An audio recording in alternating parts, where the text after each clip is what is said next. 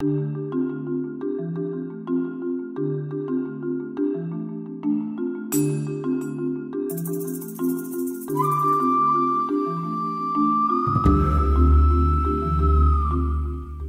to the Underground Temple.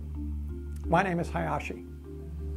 This is my 5th talk in a series of brief fireside chats about the martial arts. In this talk, I will discuss how to punch. First of all, I suggest that we stop comparing which way is the best way to punch in the martial arts. To me, this is like asking which number from 1 to 10 is the best number. The best way to punch is the one that works for the task at hand, and there are many ways to accomplish a good strike with the fist. With any strike, we want to generate the greatest amount of force within a certain time frame. A solid punch maximizes the body's power to weight ratio.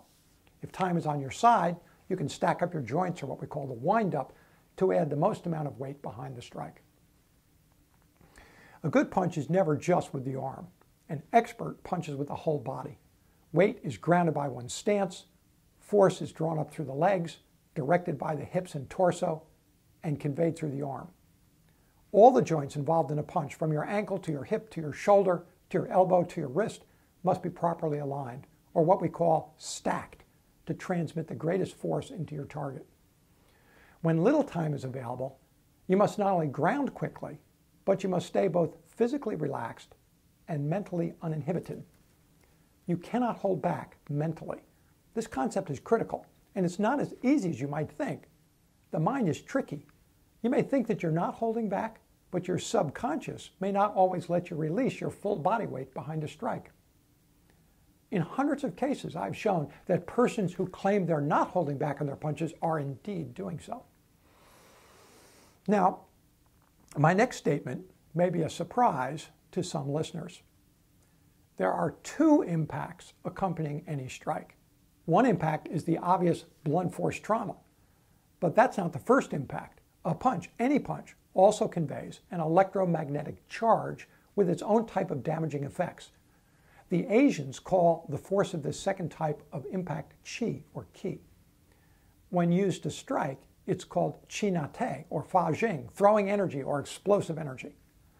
Different fist formations convey different types of qi.